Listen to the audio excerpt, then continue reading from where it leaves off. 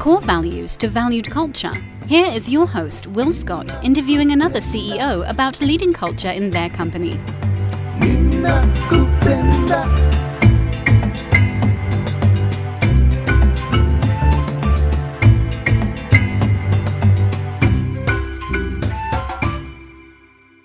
Welcome everybody to another Czars interview where we talk to CEOs that care about their corporate culture. As you both know by now, we encourage companies to not just have core values, but to truly have a valued culture. And today we are interviewing Culture Czar, Brian Waspi of Clearwater Outdoor. Hi Brian, how are you? I'm doing well, Will. How are you doing this morning? Good. As with many of my guests, we have the pleasure of working together in the Entrepreneurs Organization.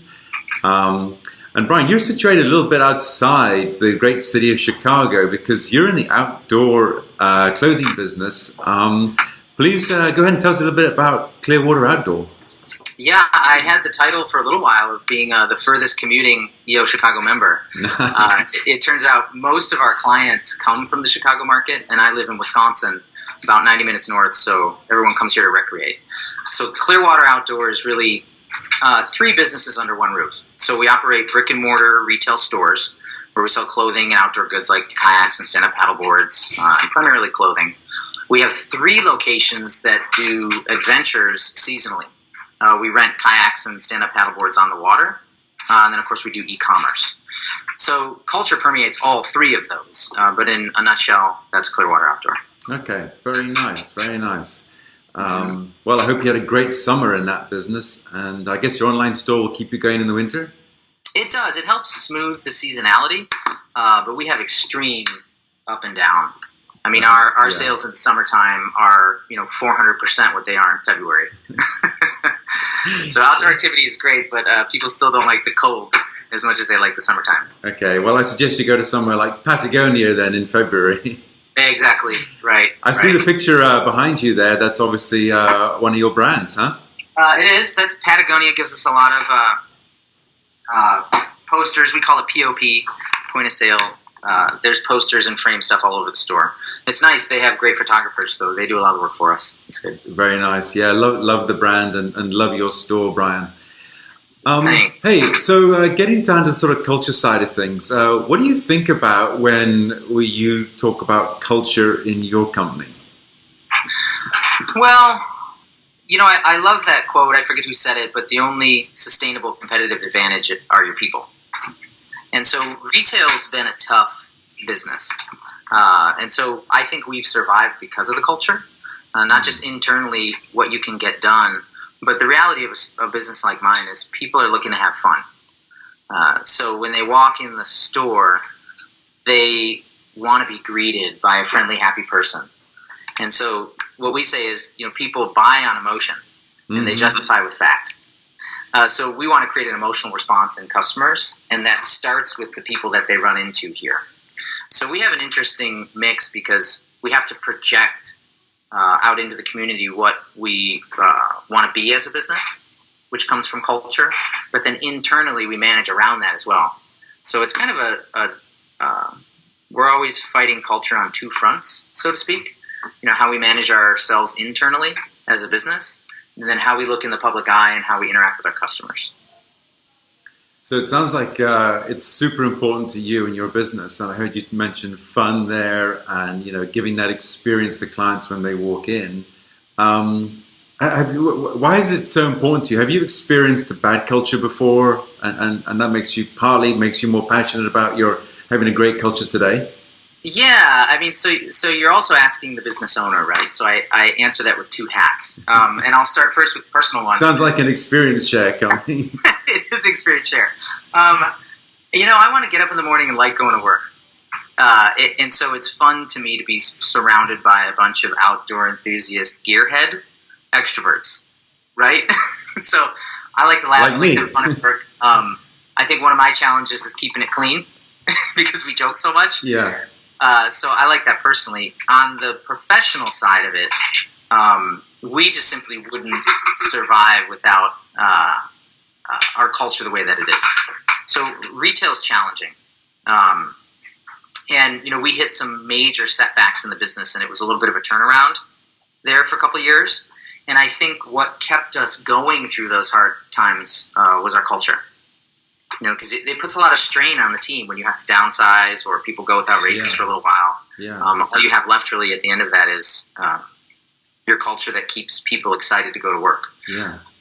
So you've heard the expression CEO is Chief Emotional Officer. So I'm always trying to control that. And I think I'm pretty jovial by nature anyway.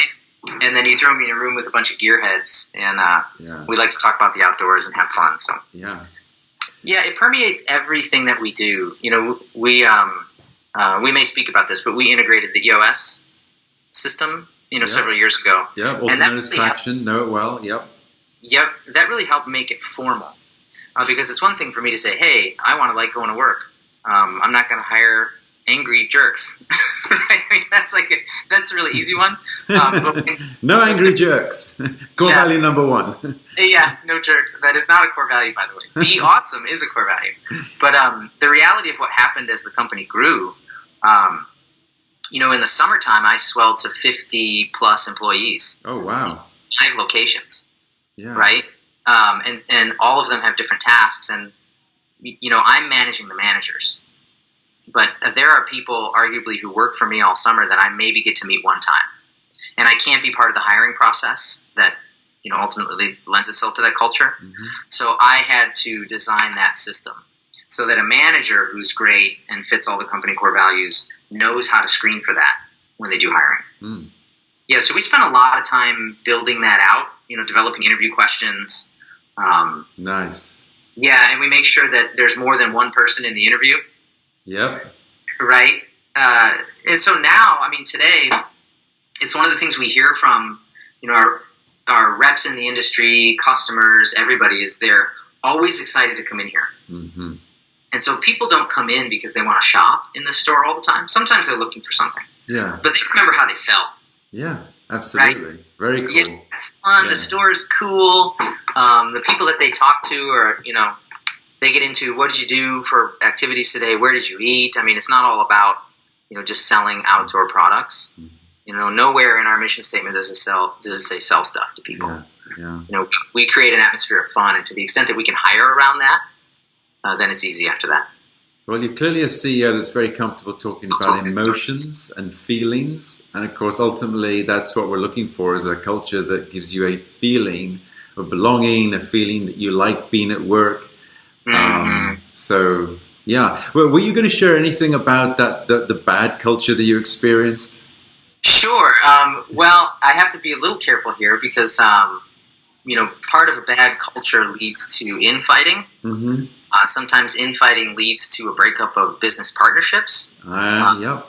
And non-disparagement clauses. So I have to be a little careful on what I say. But yeah, just tell us about the culture. Yeah.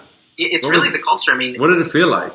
It was terrible. I think everybody's experienced one way or another. When you start feeling a burning anxiety when it's time to go to work, mm-hmm. You're sort of armoring up for what's going to happen in the office. Yeah. That's a terrible environment. Yeah. And, when you're one of the owners, you can't leave that environment very easily. Unfortunately, your good people can. Mm-hmm. So, turnover was high. You're always trying to manage people's expectations, and sometimes they just don't align with the culture that's coming down from ownership or management in that case. And so it got rough because same thing, we were in multiple states traveling, and, if culture wasn't defined from the top down in that business. In fact, it was destructive. It was sort of just developed by default, and it wasn't good. Yeah. Right. And what happened is you'd have a different culture in California with that team than you did in Chicago. And then when you would mix or try to fill in, and it just became, what ultimately happened is it became very negative everywhere. Mm-hmm.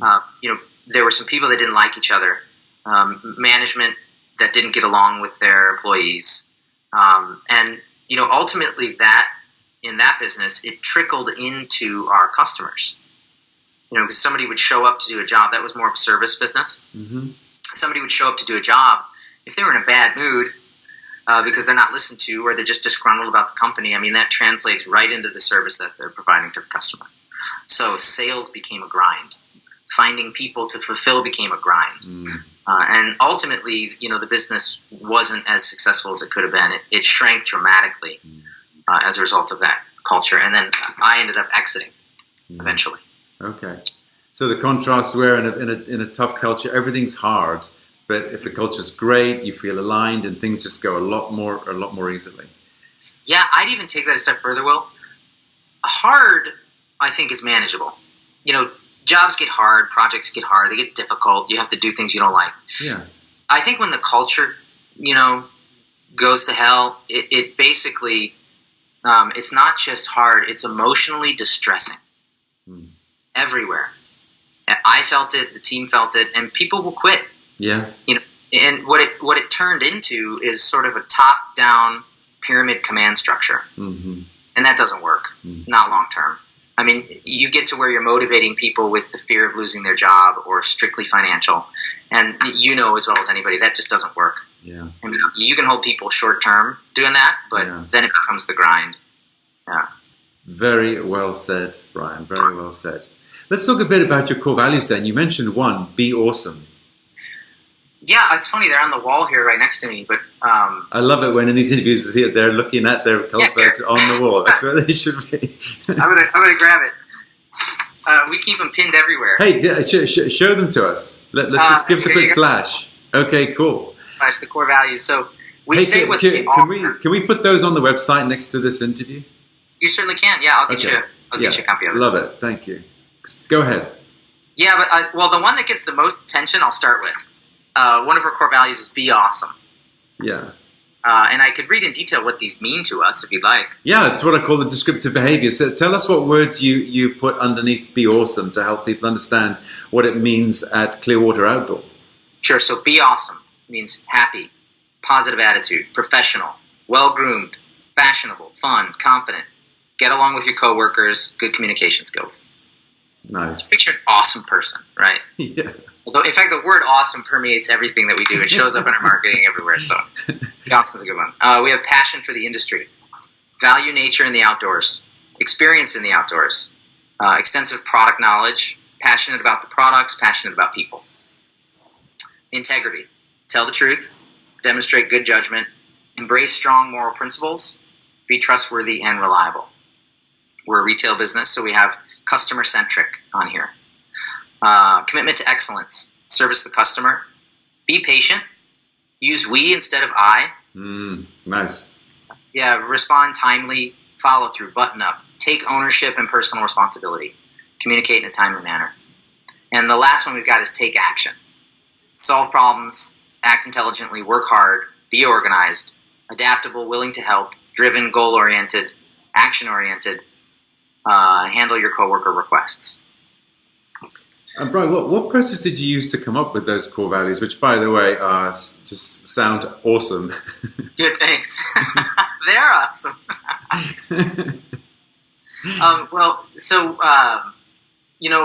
I think we were an early adopter of the EOS traction process. I feel like we started that in 2012, 2013. Yeah, that probably would make you an early adopter, yeah. Yeah, and at the time, there weren't many people to help with that. If I could go back in time, because I'm going to answer your question on how we came up with those. I wished we could have gotten some help with it because we spent so much time and energy trying to go through it blindly, and it took us a little over a year to actually get it right. So to answer your question in more detail, how we came up with the core values is going through the exercises in the book. Okay. As best we could on our own. Yeah. So one of the questions in there is, if you could single out a couple people in your organization who would help carry you to market dominance if you could clone them, right? Start making a whole list of what they represent. And so we did that for probably 5 people in the organization, including the founders, and then just started paring them down. Yeah. Until we got to a common denominator and said, these are the 5 things that if we can live and breathe this, the business will do well. The rest are details. Yeah. Right. I mean, you can train that, every season. The way this store looks in terms of products is nothing like it did in 2013. Like the business evolves, it changes, the product mix changes, what customers want change. Everything's malleable, right? But this set of core values, we continue to come back to those, and it's steered us right so far. Okay. And you talk about living and breathing them. You scale up to maybe as many as 50 employees during the summer, and a number of them are presumably part-time or maybe just seasonal. How do you think your employees are all aware of these core values, and what do you do to make sure that everyone is living and breathing them? No, so good question. This is where my job comes in, right? I know what the managers are supposed to do, so I have to go and check. But ultimately, there's a packet in our business of how to hire someone. There is a how to fire someone packet as well. Doesn't get as much use, thankfully. But the how to hire someone has the company core values in it. It's in our employee handbook. Every hire signs off on that they got it and they understand. And then we do reviews of new people where we're filling out a review at the first 90 days. And every single review that somebody gets, right at the top, I wish I had this here, I could show you as well, but they're being rated against the core values. Okay. Yep. So I also came up, the management team came up with a series of interview questions built around those core values. So if you want to determine, there are 5 core values on here. That's really all the interview is about. Because we use, the top grading process for hiring. And so by the time somebody gets here, even entry-level, sales floor folks, we know their history. We know their job history and their ability to, technically and intellectually do the job, more or less. So you focus on culture at that point and fit. Yeah, it's all culture. Yeah. And, I could speak in detail about why that's also good, because usually we've weeded people out before we even met them in person. Which stops people from claiming that we, either discriminated or just didn't like them. Kind of thing, right? It's not really good to say we didn't hire you because you're mean. But anyway, when it gets to the interview, then we go through a series of questions, and I think there are about 5 to choose from each of the core values that we came up with. So the manager has those in their possession, and so does the second person in the interview. Yeah. And so fast forward 5 years, everybody knows what those are, and they know that we hire around them. And if somebody gets into a review, and this has happened, and, they're just a bad hire. I mean, everybody makes them, right? You can't be 100% all the time. It's pretty collaborative with the manager that hired them. And it actually becomes a little funny. It's not, because you had a bad hire, but the reality is, look, be awesome goes in the other direction too. I can't come in and be a jerk. Oh man, you guys really messed that one up. That was a terrible hire. It's more of a collaborative discussion around how did it go in that interview. Let's pull out their paperwork and see how you rated them, and continue to get sharper, right? So it's a long way to the answer that you asked, how are we making sure that those are adhered to? In the business, it starts with hiring, and it carries through with reviews. And normally at this time I ask, how important are core values at your company? Where do they rank amongst all your strategic priorities? I think you've already said, though, that you basically put it first, and I think you said something like everything else will follow. Yeah, I would say without exception it was number 1 until we got to 2016, when the business had a brush with bankruptcy. There was big downsizing nationally of retail. You remember all the bankruptcies were happening with some of the large retail chains. Sure. And our credit started evaporating with a lot of our vendors through no fault of our own. So we had to navigate all of that and keep the business going. And so my primary focus became on cash flow at that point. And culture, although still important, I was grateful we had so much momentum because it carried us through that year. It's hard when, when you downsize and people lose jobs. Sometimes you lose folks through attrition, or they get worried about their jobs. And the nice part is everybody, we use the expression drinks the Kool-Aid around here. It's true. They're all outdoor junkies, and there's a mission to the business, and they're a part of it. And so that culture, it saved us that year. So although it took a back seat to the finances, because it had to. I mean, we were in life support. It never went away. Yeah. But any other time in history, yeah, absolutely. Everything's built around core values because the rest changes and is unreliable. Ah, okay. So then over time, have you developed any, little traditions, or do you give any awards out, or do you kind of use the words in your meetings, or? Yeah, we do. I was going to show you outside my office door. There's a great big button. Yeah. Out there, it's a yellow smiley face. Yeah. And you push it, and it goes ding. You are awesome. So Okay. people, when they come in with something, I'll say, hit the button on your way out, right? Okay. Hit the button, and you can hear it, through the office. Very cool. Yeah, so it's everywhere. It's really the be awesome. If I had to whittle us down to one core value, it's that one. Mm-hmm.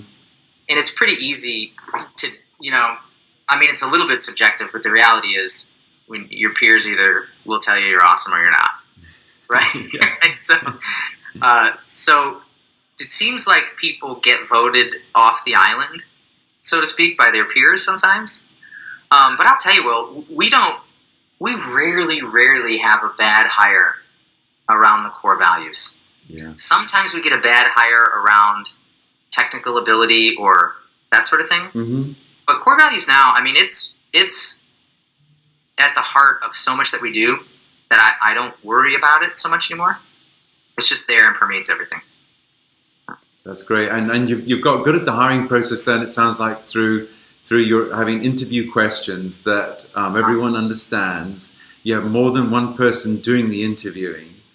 And then I guess people know what a good answer looks like, and they're sort of benchmarking the candidate's answers against, what to be what you're looking for. Right. And, it depends on the position we're hiring for, too. Mm-hmm. The biggest turnover in my business are the entry-level positions. Especially, we call them boat chuckers, affectionately, in the summertime. So they're chucking boats all year. They're knee-deep in water. They're launching people in kayaks, and they're home from college break. That sounds like fun. Oh, it's a great summer job. Yeah. They come back year after year. But the reality is, those are transitional types of jobs. Mm-hmm. They're typically in school for something else, and some of them will come back after college and work for us, but it's the same in the summer. We double the number of employees on the sales floors. Yeah. And so that's where we're always hiring and turning. Mm-hmm. The managers stay the same. Okay. We have very, very low turnover on the manager side. So I'm trying to remember what your question was. That's perfect. So thinking of that then, is there any moments that you can think of, any stories that just exemplify your core values? Maybe a time when go ahead. So we start every meeting off, we're running the level 10 meeting, and we start with good news. Yeah. And those are always fun. And the one that pops out in my mind, it's so great. We had a customer write us a letter and send in a photograph. And the photograph were he and his wife at, I think, the Sylvania Wilderness sign, right, like going on a hike. And it just very all the details. He just told the story of how he remembered being kind of an outdoorsy kid, and he was excited to find this outdoor store, and he came in, but his wife didn't want anything to do with it. Yeah. And so she came looking for him because he was in here too long. And he noticed her, joking with the staff and starting to look at clothing and basically having fun. And so he sent in this picture saying, your store was able to do in 15 minutes what I had been unable to do in 27 years of marriage. That's great. And that's how you get people outside and active. Yeah, that's great. So, it happened because they ran into someone who was awesome. They had a passion for the industry. They were customer-centric. It shows in the metrics we use for the business, and it just shows on the faces of customers and reviews like that. It was awesome. Yeah, and I like to encourage CEOs not just to think about the fact that they're leading a company, but leading a culture. And I think you just showed how that can be. The culture doesn't stop at the four walls. It goes beyond that. And if you can get your customers living it and coming back to you because they're feeling a fit with your culture too, then you just get that community and the culture extends itself.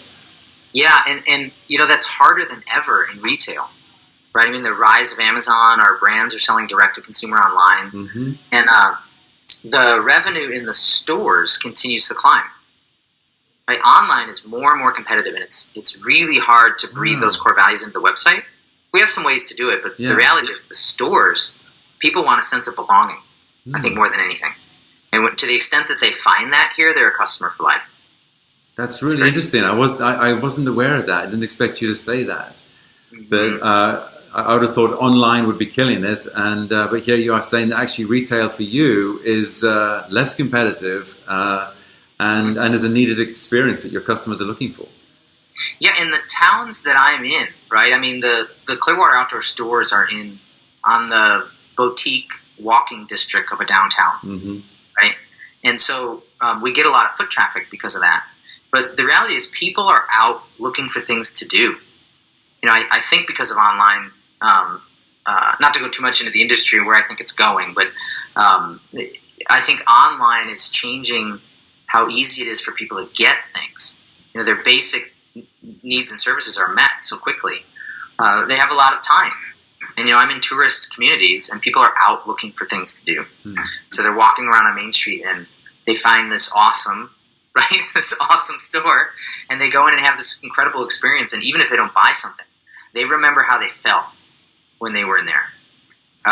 And so the next time they're driving by on the street, oh, that store's awesome. You know, they're in a car full of people. That's an awesome place. So we keep trying to always promote that. Mm. And how long have you had your business now, Brian? Oh, boy.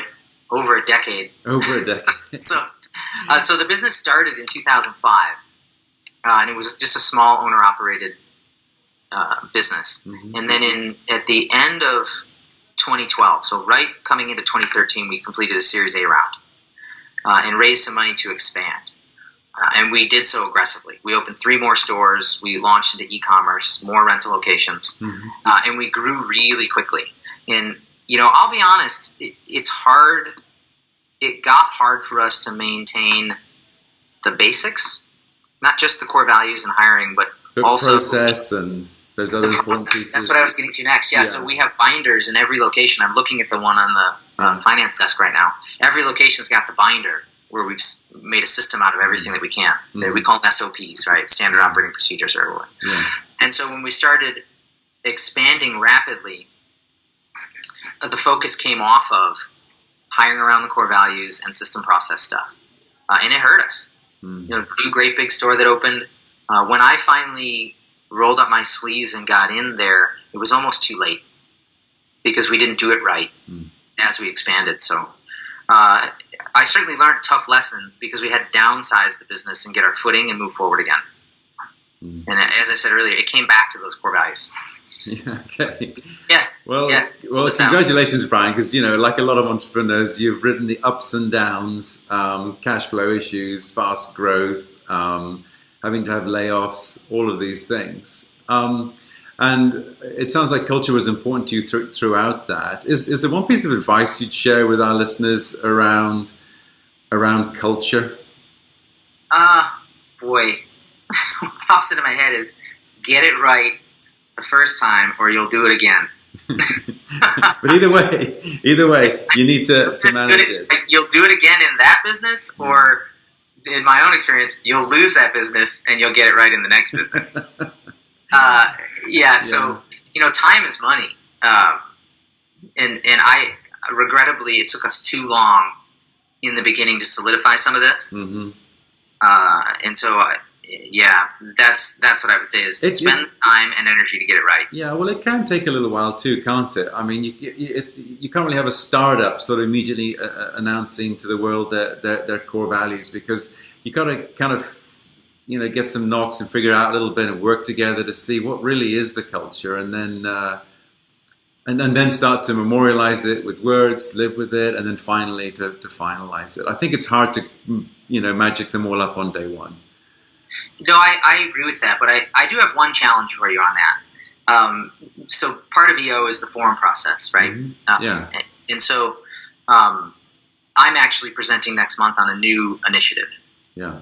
And what's interesting in that room are how many of those CEOs are running the EOS and traction process. Yeah. And all of them, right out of the gate, changed the presentation to be more about solidifying what you stand for. Yeah. As a brand, before you even start growing the business. Yeah. And so I really like the expression, nail it before you scale it. Right? Yeah, and so, you know, asking those questions who are you as a business? Why do you exist? Yeah. But I think but they're doing that when they've been in business a little while, right? They're not doing this the day they started their business. Well, that's the difference I was trying to point out. Is I think people who are brand new to entrepreneurship and building businesses just start. Yeah. And I encourage that, right? I mean, fail fast. Get in there, take this first step, make the leap, and figure it out as you go. Yeah. Jump off the cliff, build your parachute on the way down. I did that. I think you have to have that crazy mentality to be an entrepreneur in the first place. So I think early and first-time entrepreneurs, in my experience, and certainly disagree, but what I've come across are some early-stage businesses and early-stage entrepreneurs. That's my point. Early-stage entrepreneurs kind of start and then will solidify the core values later. Having been through, this is now my fourth business venture, I don't think I will ever again start a business without spending a healthy amount of time starting to understand what the business stands for as a brand and backing that down into the core values. Because I spent so much time, Will, cleaning up mistakes. Yeah.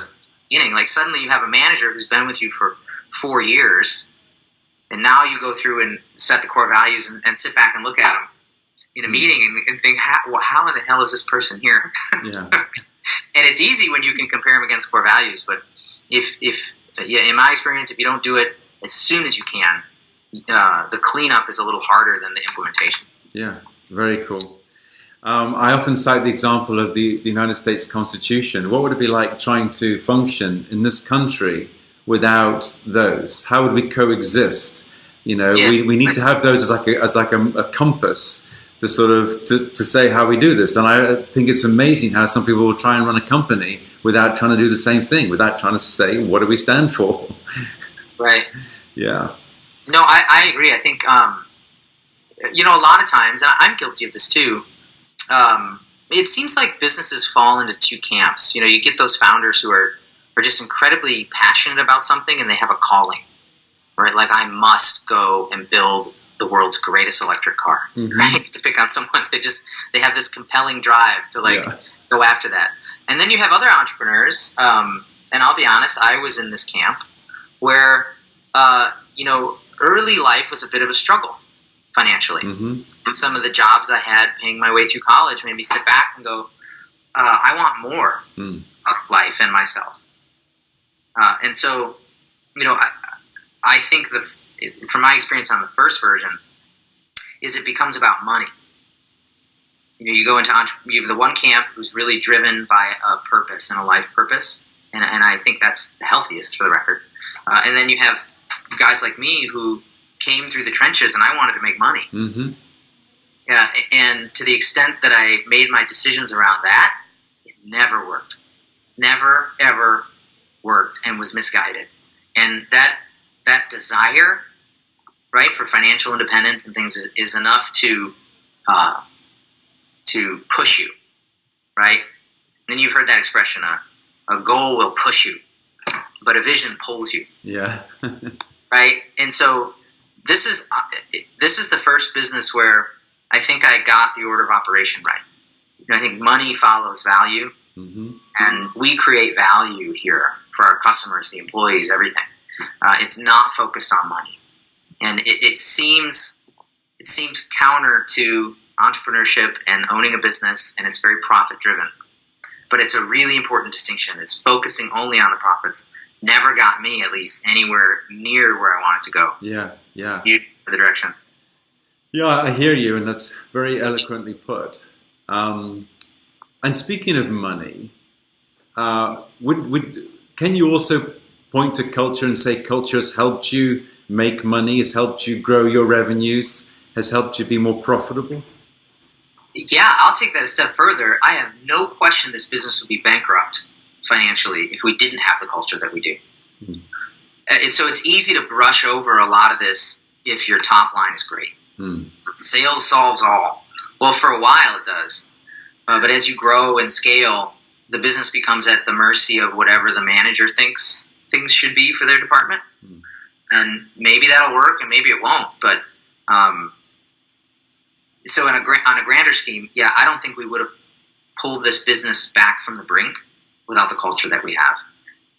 Now, going forward from that, culture leads to sales here. Like I spoke about earlier, it leads to repeat customers. Yeah. It leads to staff who hang out together on the weekends when they're not working. Like all of that. And all of that translates into sales. Because people come in and they buy and they have a good time. Well, that's perfect, Brian. So you've very eloquently brought the interview to a very nice conclusion. So good. Yeah, thank you. So thank you very much for doing that. And thanks too for being a little bit vulnerable and sharing some of your tougher moments as an entrepreneur. It's always everybody appreciates it when you do that. So thank you, and thanks for your time. Listen, congratulations with your success too. Thanks. Yeah, and look forward to watching Clearwater Outdoor continue to grow and thrive. And please do send me a copy of your core values so I can stick those on the website. I will do that. And parting thought is just keep having fun. Keep having fun. Absolutely. Absolutely. It's a big part of it. Right? Yeah. Well, thanks a lot, Brian. Cheers. All right. Take care. Bye. Bye-bye. Thanks for listening. Be sure to click subscribe, check us out on the web at culturezars.com, and we'll see you next time.